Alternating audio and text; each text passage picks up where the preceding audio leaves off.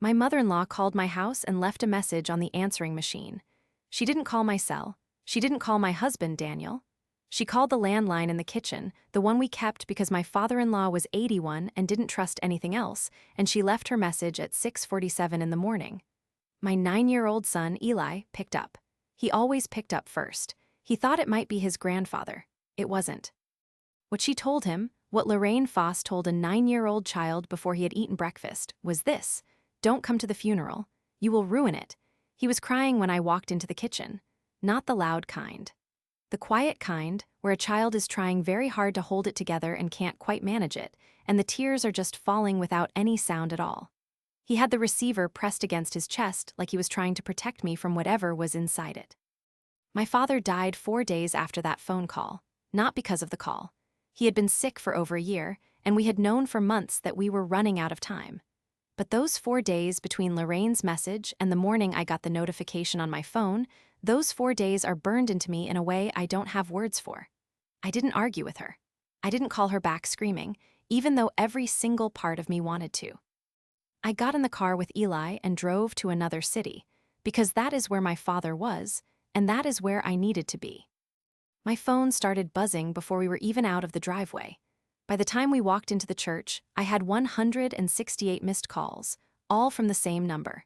At the front of the church, near the altar, there was an envelope waiting for me. It had my name on it in my father's handwriting.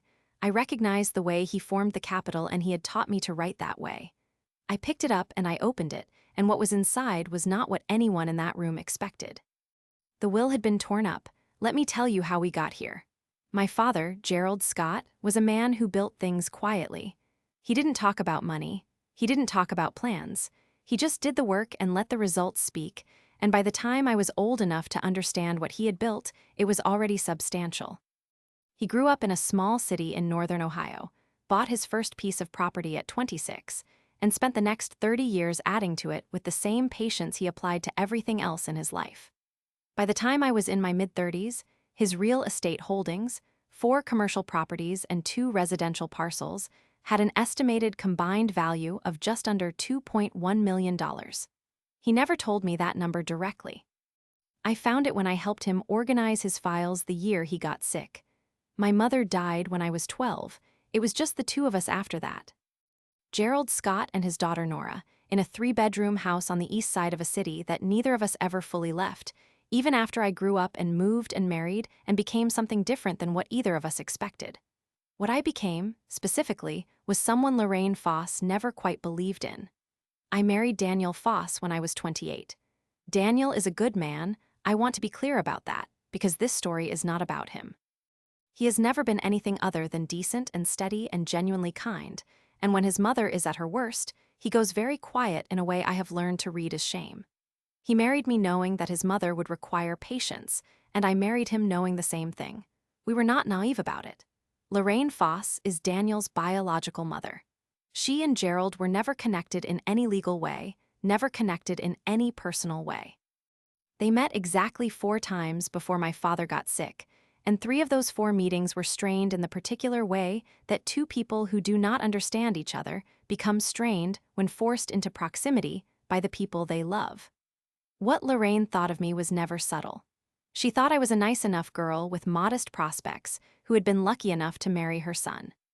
She thought my father, though pleasant, was a small-time man with small-time money who had raised a daughter without the kind of ambition that moves through generations.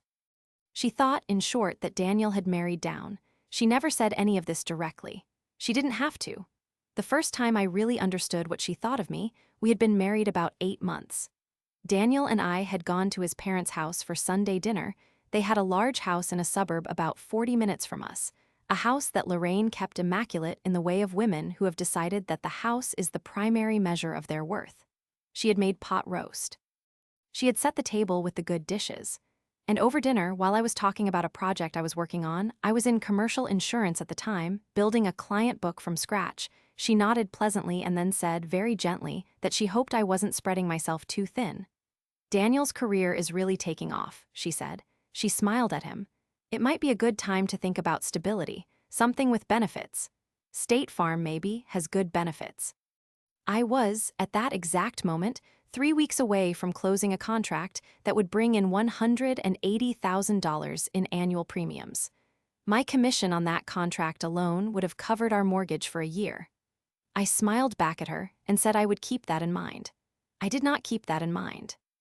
What I did instead that same night was call my father and tell him the story, and he laughed the way he always laughed, from somewhere deep and quiet, and said, "Some people need to underestimate you, Nora. Let them, it keeps them comfortable." I thought about that a lot in the years that followed. The second incident I remember clearly happened when Eli was 4.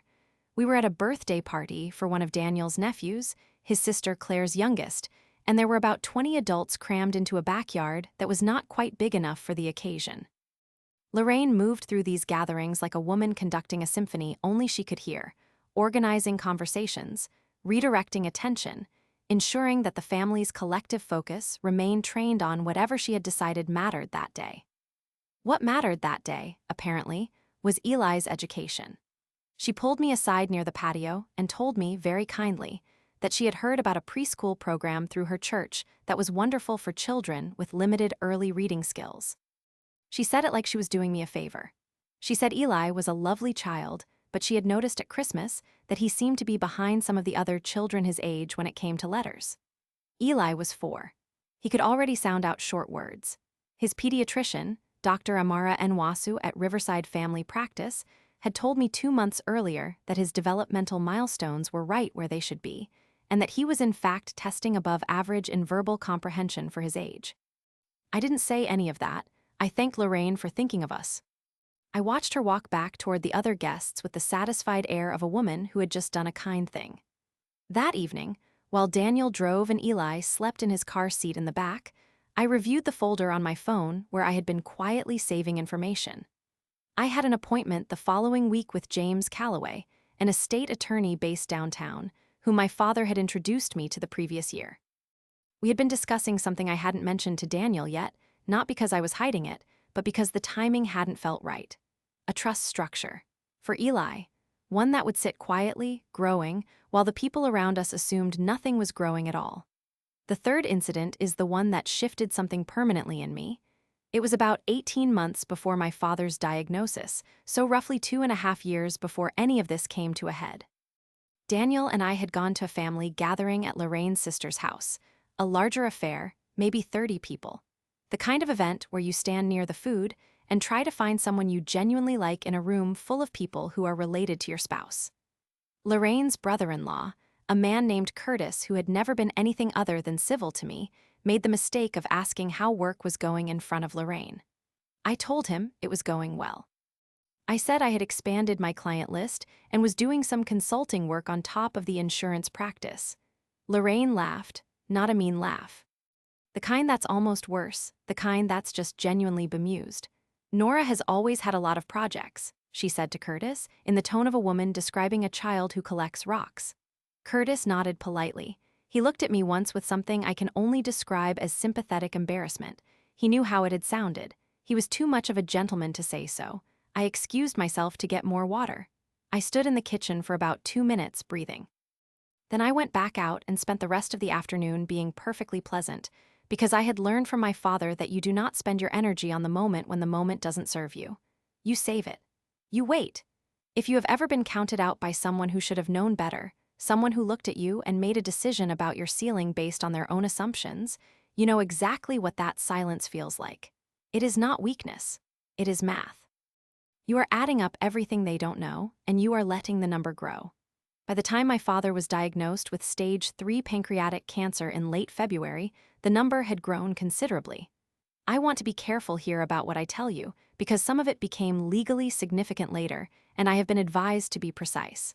What I can say is this: when Gerald Scott got his diagnosis, he called me first.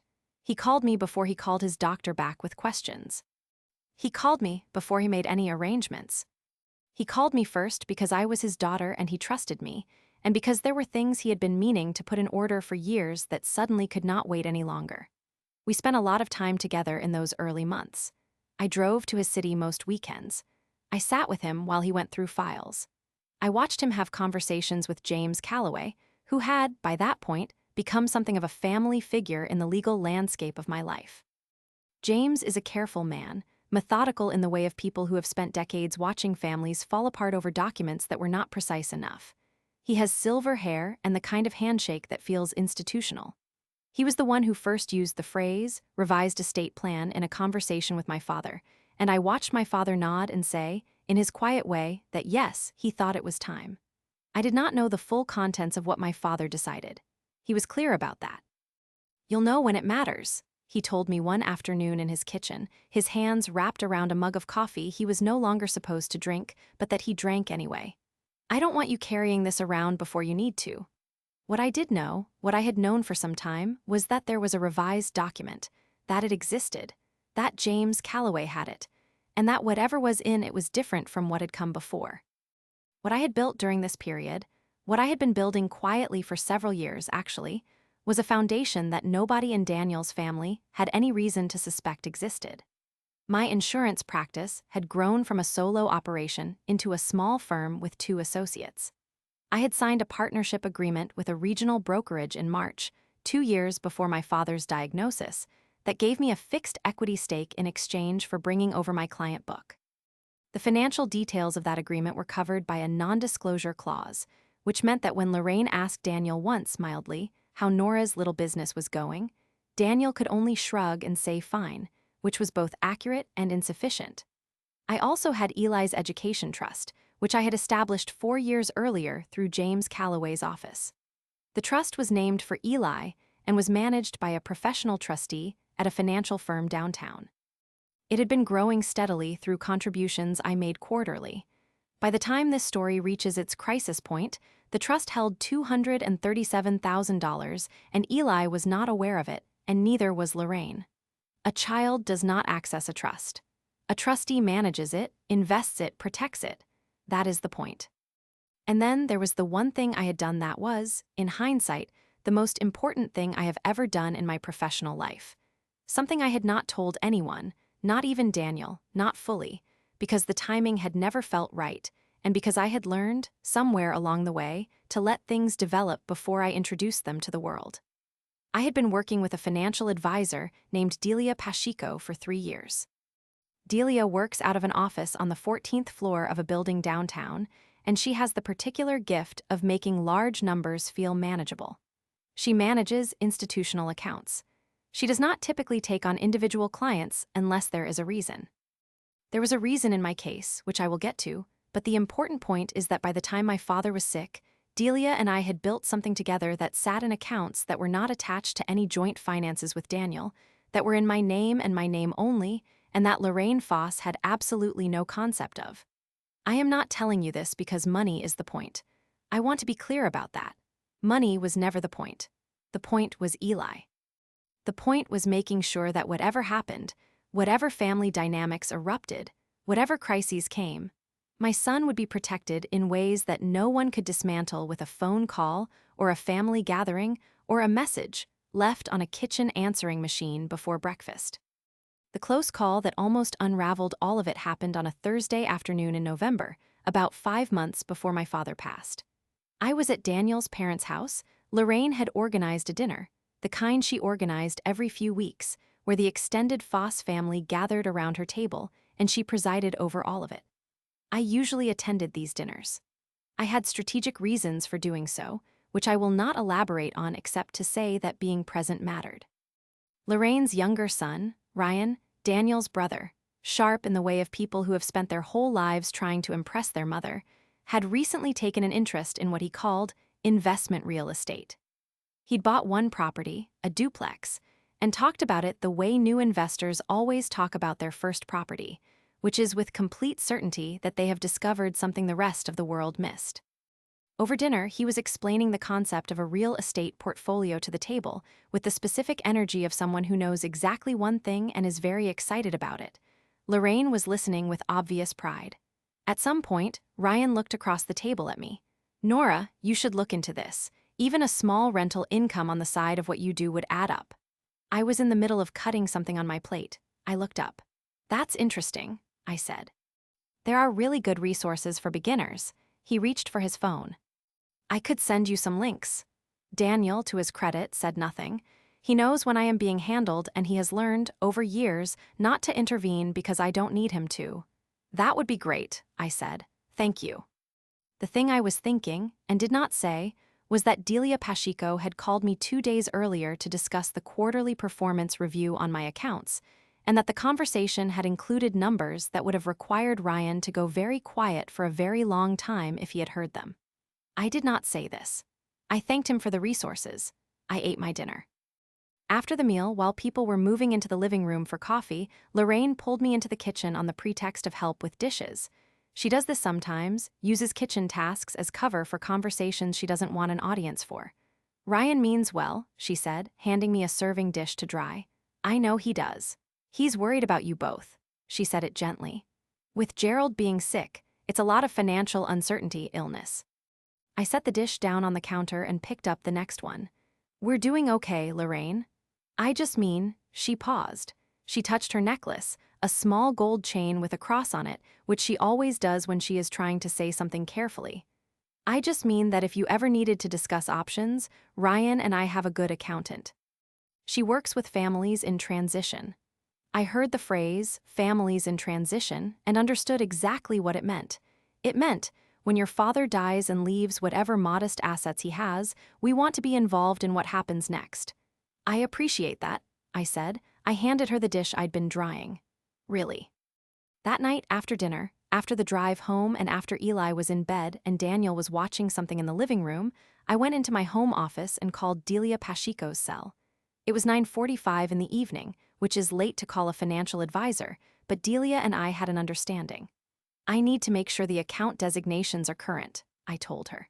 Specifically, the beneficiary structure. Already on my list for end-of-year review, she said. I'd like to move it up. A brief pause. How soon? Before the holidays. She said she would have the updated paperwork to me within the week. She did. I reviewed it in my office with the door closed on a Saturday afternoon while Daniel took Eli to his soccer game, and everything was exactly as I wanted it to be. I signed where James Calloway had told me to sign. I sent it back by overnight mail. The second close call happened 2 months later, and it was the one that really tested me. It was a Sunday, and my father had just had a difficult week. His third round of treatment had hit harder than the previous ones, and I had spent 4 days with him, sleeping on his couch and driving him to appointments and learning more about his medications than I ever wanted to know. I had come home exhausted in the way that goes down into your bones, the kind of tired that sleep doesn't fix. And Lorraine had organized another family dinner, and Daniel had committed us to it before I got home, and I went because I always went.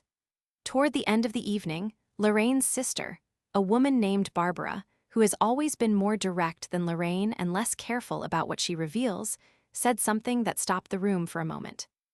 She had apparently been talking to a neighbor of my father's, someone she knew through a church connection, and the neighbor had mentioned, in passing, that Gerald Scott had been having meetings with his attorney. Is your father updating his estate? Barbara asked me, directly, in front of 7 people. Lorraine's hand went to her necklace. I looked at Barbara and said, in the most neutral voice I have ever produced, he's been getting his affairs in order. He's sick. It's the reasonable thing to do. Of course. Barbara nodded. Of course, I just wondered if you were involved in that process, given that you're his only family. I'm supportive of whatever he decides, I said. Ryan looked at Daniel. Daniel looked at his plate. Lorraine touched her necklace again, twice. Nobody pressed further. The conversation moved on. I sat through the next 45 minutes with my hands in my lap, steady, calm, performing a composure I had been practicing for years. After dinner in the car, Daniel reached over and put his hand on mine. You okay? He asked. I'm good, I said. My mother's nervous. I know. About your father's situation. I looked out the window at the road. I know, Daniel. He didn't say anything after that. He knew, the way he always knows, when a subject has reached its edge. I stared at the headlights on the highway and thought about a conversation I'd had with James Calloway 2 weeks earlier, in his office, with the door closed and his assistant gone for the day. He had said to me, in his careful institutional way, that everything was in order, that all documents were prepared, that the timing was in my father's hands. Whatever he decides, James had said, straightening the stack of papers on his desk, it will hold. I have made sure of it. I had driven home from that meeting feeling something I did not fully have a word for. Not relief exactly. Not satisfaction. Something quieter than both, the feeling of a door that has been locked properly, from the inside, by someone who knows what they are doing. The envelope in the church had my name on it because my father had put it there. He had made arrangements, through James, through the funeral home, through a conversation with the pastor who had known him for 20 years, to make sure I would receive it at the moment of his service, in front of whatever witnesses happened to be present.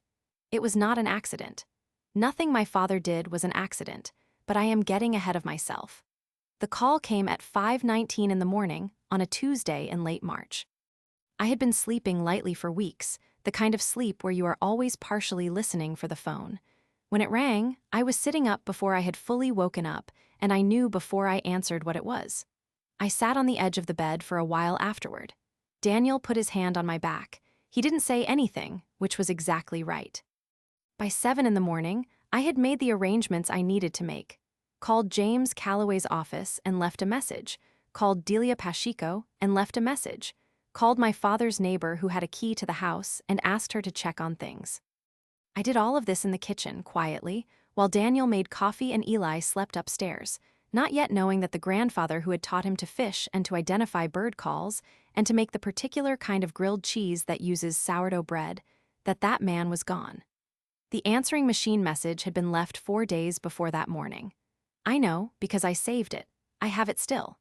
Lorraine's voice on the recording is not mean, exactly. That is the hardest thing to explain to people who haven't met her.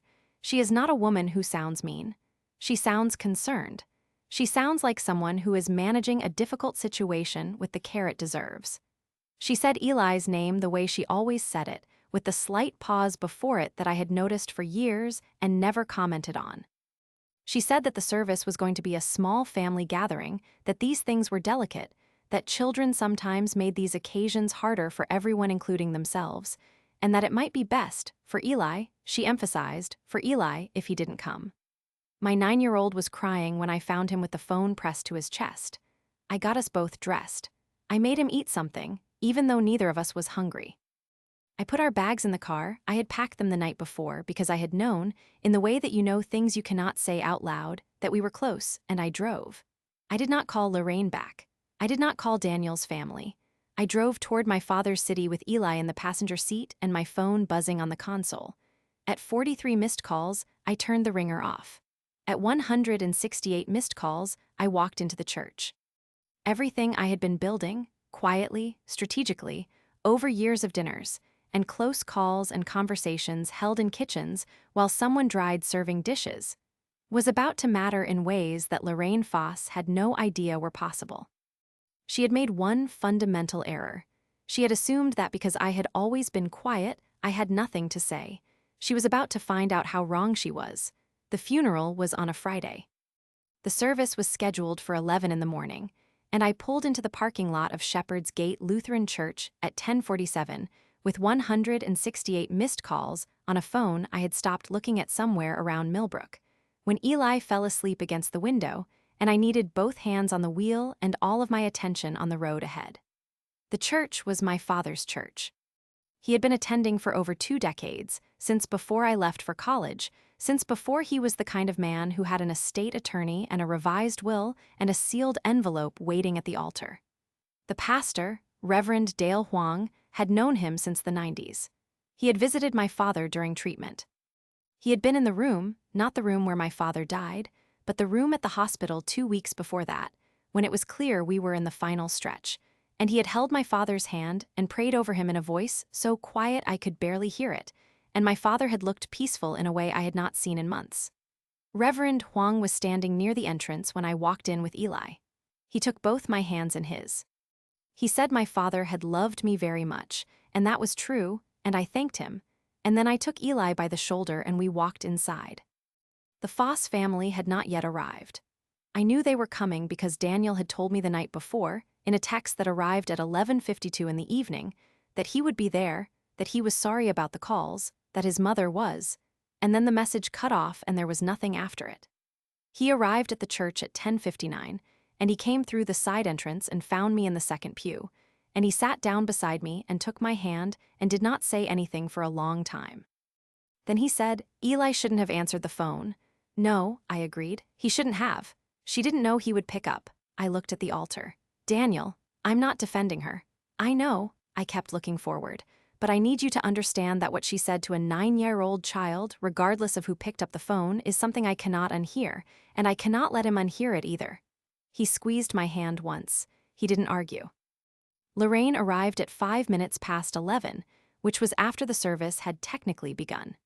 She came in with Ryan and Ryan's wife, Jade, and with Daniel's sister Claire and Claire's husband, a quiet man named Doug who had the permanent expression of someone trying very hard not to be wherever he was. They filed into the pew across the aisle. Lorraine was dressed in a dark navy dress and her good coat, and she looked at me with an expression that was meant to convey sorrow and solidarity, but landed somewhere closer to apprehension. She looked at Eli. Something passed across her face. She looked back at the altar. Reverend Huang spoke. People stood, sat, stood again. I was present for all of it, and also somewhere slightly outside of it, the way grief sometimes works, you are performing the ritual of presence while your mind is in a different room entirely. I thought about my father's hands. I thought about the way he used to call me on Sunday evenings, always at 7, always starting the conversation with whatever he had been reading that week. I thought about the folder of documents James Calloway was holding in his office downtown, the folder I had helped organize on a Tuesday afternoon in December, 6 weeks before my father lost the ability to sit at his desk without assistance. And then Reverend Huang concluded the formal portion of the service, and he looked out at the assembled people. There were maybe 42 of them, a mix of my father's church community, old neighbors, a few former colleagues from his property management work. And he said that before the reception, there was a matter Gerald had asked him to attend to. That it was a private communication from Gerald to his daughter, and that Gerald had specifically requested it be delivered in the presence of those who gathered to honor him. He stepped down from the pulpit. He walked to the first pew, where I was sitting, and he held out an envelope. My name was on the front in my father's handwriting. I heard Lorraine across the aisle shift in her seat. I took the envelope. My hands were steady. I opened it without hurrying. Inside was a single folded sheet of paper in my father's hand, not a legal document, just a letter, written in the careful print he always used when he wanted to be precise, and a smaller sealed envelope, labeled in a different hand. James Calloway's hand. I recognized it because I had seen it on documents before. I unfolded my father's letter and reviewed it once quietly in the pew. I did not read it aloud. That was not what it was for. It was for me, and it said what fathers say to daughters when they know they are running out of time and they want to make sure nothing important goes unsaid. I will not share what it said here. It was private. It was mine. What I did next, the part that mattered to everyone else in that room, was open the smaller sealed envelope. Inside was a 1-page summary document from James Calloway's office. It was dated. It was notarized. And at the top, in the clean serif font James used for everything formal, it said, Summary of Revised Testamentary Instruments, Gerald Edward Scott, executed December 19th. Lorraine was watching me. She had been watching me since Reverend Huang handed me the envelope, and I could feel it without looking, the way you feel whether before it arrives. I folded both documents and put them in my coat pocket. Ryan's voice from across the aisle, very low, "What is that?" Daniel looked at me. I looked back at him. "Let's talk at the reception," I said, but Lorraine had already decided the reception would not be soon enough. The reception was held in the church hall, which adjoined the main building through a short corridor. It was the kind of space that churches use for everything: folding tables, stackable chairs, a kitchen at the back where 3 women from the congregation had set out food. It smelled like coffee and something baked, and it was warm after the cold of the morning.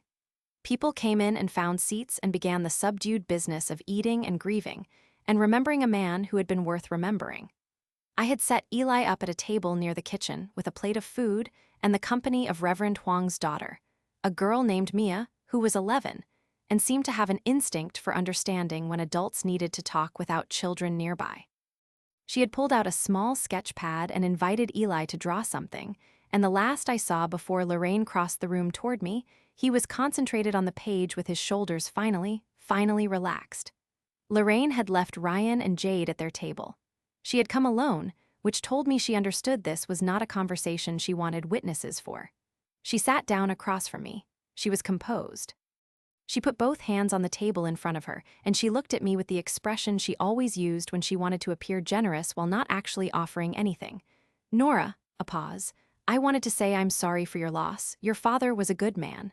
He was, and I wanted to clear the air. Her hands adjusted slightly.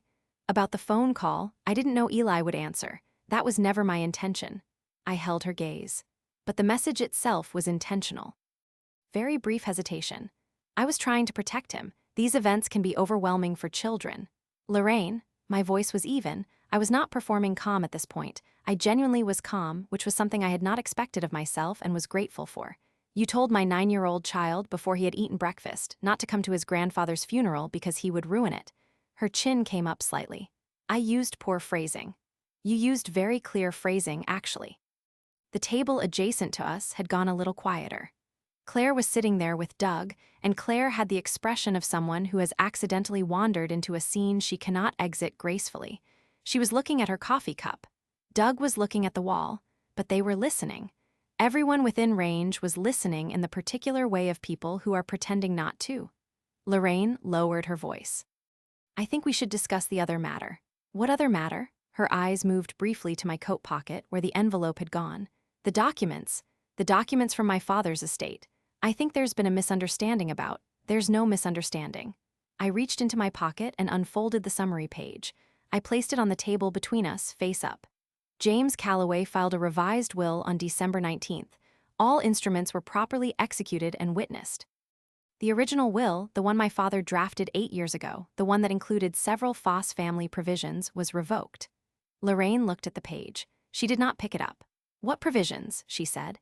The original will included a bequest to Daniel's family trust, a sum my father had indicated as a gesture of goodwill to the family his daughter married into. That provision was removed in December. I kept my voice the same way I kept my hands, still, deliberate, unhurried. Along with several others. A pause, 3 full seconds. Ryan had appeared at the edge of the table. I hadn't heard him get up, but there he was, standing just slightly behind and to the right of his mother, and his face had the expression of a man whose mental spreadsheet has just produced an answer he wasn't expecting. Removed, he repeated. Revised out. I refolded the paper.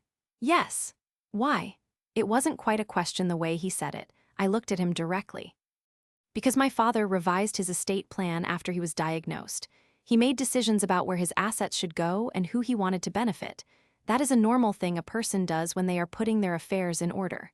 Lorraine's hand went to her necklace. Claire spoke from the adjacent table, very quietly. Nora, I don't think anyone is trying to. Claire, Ryan cut her off. He was still looking at me. What assets are we talking about? Ryan. Daniel's voice from somewhere behind me. I hadn't heard him come back from the food table either. He was standing about 4 feet away, and he sounded the way he sounds when he has already decided something and is just now announcing it. That is not our business. It absolutely is if it is not. Very quiet, very clear. If you are still with me at this moment, I want you to understand something about Daniel Foss. He is not a man who makes speeches. He is not a man who confronts his family dramatically. What he did in that church hall was small and enormous at the same time. He said 4 words in a certain tone of voice, and he stood in a certain place in the room. And by doing so, he made clear which side of the table he was on, and I think that cost him more than he has ever said to me about it. Lorraine turned to look at her son. The expression on her face was the one I had seen in glimpses over the years. The look she reserved for moments when the family story was not going the way she had written it. Her voice came out carefully measured. Daniel, your father's estate included provisions. My father-in-law's estate, Daniel said. He moved to stand beside me, and what he decided to do with it is between him and Nora. There were arrangements. The measured quality was slipping slightly, just slightly. There were discussions. Your father and I spoke with Gerald at Thanksgiving 2 years ago. I set the folded paper down. Lorraine. Whatever conversations happened at Thanksgiving 2 years ago, they were not legally binding. A will is a legal document executed in private with an attorney. What my father chose, he chose. James Calloway was present for all of it. James Calloway is your attorney. Her hand released the necklace. He's been working with you for years. You've had your hand in this. And there it was, the thing she had been building toward since she walked across that room. The implication she'd been assembling in her mind for the past 15 minutes, maybe the past 15 months, that I had orchestrated this, that I had manipulated a dying man, that whatever he had decided had been directed by his daughter rather than chosen by him. I let the silence sit for a moment. 4 full seconds of it, no one speaking. You think I influenced my father's will? Her chin was up. Her composure had re-solidified in the way of people who decide that attack is better than retreat. I think you were very involved in his affairs during his illness. I think James Calloway is someone you brought into this family, and I think the timing of this revision, the timing. I kept my voice the same temperature it had been for this entire conversation, which was the temperature of still water. My father was diagnosed in late February. He called James's office in March. He began the revision process in April. I was not present for any of those meetings. James can confirm this, and he is prepared to do so in writing if necessary. Ryan took a half step forward. In writing, you already have, Ryan. The word was not unkind, but it was final, the way a door closing is final. I have been managing my father's medical situation, his property, and his legal affairs for the better part of 2 years, with his explicit direction and consent. I did not do this to benefit myself. I did it because he asked me to, because I am his daughter, because there was no one else. If that makes you uncomfortable, I understand. But it does not change what is legally documented. Claire had given up the pretense of looking at her coffee cup. She was watching me fully now, her fork set down beside her plate. Lorraine's voice came out different than it had been, higher by a fraction, tighter. There were things promised, things that were understood between our families. What things? She hesitated. Tell me specifically what was promised. I was not aggressive. I was simply very precise. If my father made a specific promise to you about his estate, I would like to know what it was. The hesitation stretched longer than it should have. Ryan looked at his mother. She looked at Ryan.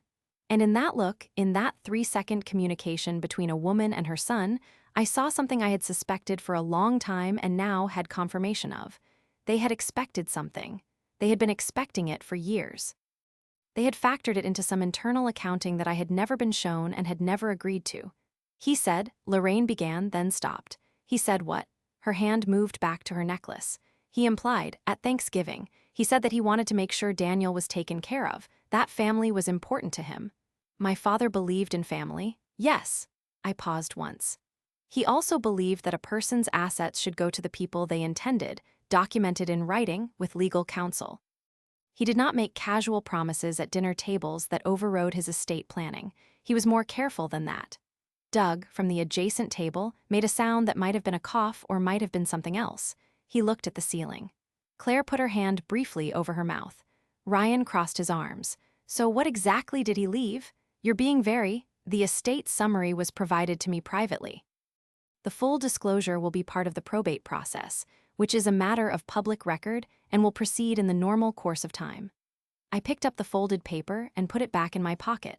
What I can tell you is that my father made deliberate decisions about each asset and that his attorney of record has a complete file documenting his capacity and intent at every stage of the process. Capacity. Lorraine's word came out sharp, the sharpest thing she had said yet. You're talking about his mental capacity. James Calloway's office had my father assessed by an independent physician in October. He was evaluated as fully competent. This was standard procedure and was not prompted by any concern on my part. James requested it proactively because he is a thorough attorney. I let that sit. The documentation exists. Lorraine set down the coffee cup she had been holding, and she set it down with force, not slamming it, but with enough intention that the sound of it carried, and Claire flinched, and Ryan looked at his mother. And for the first time in this entire conversation, Lorraine Foss looked like a woman standing in a room that was smaller than she had realized. I see, she said, very quietly. I'm glad. My voice stayed level. Because there's one more thing, and I want to say it clearly so that there is no confusion later. She was looking at the table. What you said to my son on that phone. Whether you knew he would answer or not, the words you used, the instruction you gave him, the reason you gave him for that instruction. I leaned forward slightly. I have the recording. Our answering machine records incoming messages with a time stamp. I saved it the morning it was left. James has a copy. My attorney, Renata Osai, who handles civil matters, also has a copy. Something shifted in Lorraine's face. Not collapse, not yet. Something more like recognition. The recognition of a person who has just understood that a wall she thought was solid has no foundation. Ryan uncrossed his arms. "You have a civil attorney," he said. "I have had a civil attorney for about 14 months. Renata Osai, downtown. She has been advising me on a number of matters." I looked at him calmly. "Including the matter of what constitutes intentional emotional harm to a child and who is liable for it when it is documented." The word documented was doing a lot of work in this conversation. I was aware of that. I had chosen it carefully, the same way I had chosen everything else in this exchange, not to intimidate but to be precise. Precision, I had learned from James Calloway, is more effective than volume every single time. Lorraine finally looked up at me. Her eyes were bright in a way that might have been tears and might have been something else entirely. Her hand was flat on the table. "Are you threatening me?" she said. "No. I am informing you." The distinction mattered, and I wanted her to understand it. "You called my home and left a message that distressed my child on the morning his grandfather was dying. That is documented. If I chose to pursue it, I would have grounds. I am telling you that I have not decided what I am going to do, but I am also telling you that I know exactly what my options are. I wanted you to know that too." Nobody said anything. Not Ryan, not Claire, not Daniel standing behind me, not Doug staring at the wall with the expression of a man who has decided to be somewhere else spiritually if not physically. 4 full seconds. Then Lorraine said, very quietly, the sentence that told me everything I needed to know about how this woman had operated for her entire life. "I did what I thought was best for the family." That was her justification, not an apology, not a recognition of harm, a claim of intention. She had thought she was the one who decided what was best, for which family, in what circumstances, at what cost to whose child. I looked at her for a long moment. "I know you did," I finally said. "That's what worries me." I picked up my coffee cup. I stood up. I went across the hall to where Eli was sitting with Mia, and he had drawn something on her sketch pad, a bird, I think, though it might have been a plane, and he was looking at it with the tentative satisfaction of someone who has made something and isn't sure yet whether it is good. I sat down next to him. I put my arm around him. He leaned into me the way he had been leaning into me since he was small enough to fit in the crook of my arm, and I sat in that church hall with my father's friends around me and let myself breathe. The full contents of the estate were disclosed through probate over the following 6 weeks. I will not detail every provision here, but I will tell you the shape of it. My father's 4 commercial properties and 2 residential parcels, combined, had been appraised at just under $2.1 million. The revised will directed the bulk of those assets into a trust structure that James Calloway had helped design, a trust of which I was the primary beneficiary, and Eli was the secondary beneficiary, with professional trustees managing the property, income, until such time as a sale or transfer made sense. The original bequest to Daniel's family, a sum of $110,000 that my father had initially included as an act of goodwill, had been removed in December, as I had told them. The removal had not been my idea. I want to be clear about that. I had not asked for it. When my father told me he was revising the document, I had asked him if he was sure, and he had said yes. And when I asked him why, he had said, very simply, in his quiet way, that he had been paying attention. He had been paying attention to a lot of things that I thought I was managing on my own. What happened after the church hall was not one dramatic scene. It was a series of smaller things, each one incremental, each one adding to a picture that became clear only when you stepped back far enough to see the whole frame. Daniel and I talked for a long time the evening after the funeral. It was not a comfortable conversation. It was not the kind of conversation that ends with everything resolved, because the things we needed to talk about were not problems with clean solutions. But he was honest with me, and I was honest with him, and at the end of it he said something that I have kept. "I should have corrected her years ago. I didn't. That's on me." He said it like a man who had been carrying it for a while and was relieved to put it down, even if putting it down hurt. I did not serve Lorraine with any civil action related to the phone call. I had considered it carefully, with Renata Osai's guidance, and what I decided was that the documentation was more valuable as protection than as a weapon. Renata filed the recording with my other legal documents. It lives in a folder that I hope I never have to open, but it exists, and Lorraine knows it exists, and that has been sufficient. Ryan made one attempt to challenge the estate through his own attorney, a letter of inquiry, formally worded, questioning the process by which the revision had been executed. James Calloway responded with the complete documentation package, including the physician's capacity assessment, the witnessing records, and a timeline of every meeting James had held with my father. The inquiry was withdrawn within 3 weeks. There was nothing to challenge because my father had been, as I said, a careful man. The Foss family's relationship with me did not repair itself quickly. It may never fully repair. Claire has reached out a few times, and I have been cordial because Claire is not Lorraine and she was not the one who made the phone call. Ryan has not reached out, which is a choice I respect for what it is. Daniel remains close with his father, Gerald Sr., who was kind to me from the beginning and who sent me a handwritten note after the probate closed that said, simply, that he was sorry for how things had gone and that Gerald Scott had seemed like a good man. He was. By the end of the year following my father's death, the trust James Calloway had established was generating steady income from the commercial properties. I retained a property management firm to handle operations, which freed me from the day-to-day logistics while preserving the asset value. Delia Pacheco reviewed the trust's financial structure and told me it was, in her words, conservatively elegant, which is the highest compliment she gives to anything. The combined value of everything my father built, plus the accounts Delia had been managing on my side, placed me in a position I had never expected to be in at this point in my life. Comfortable was not the right word. Stable was closer.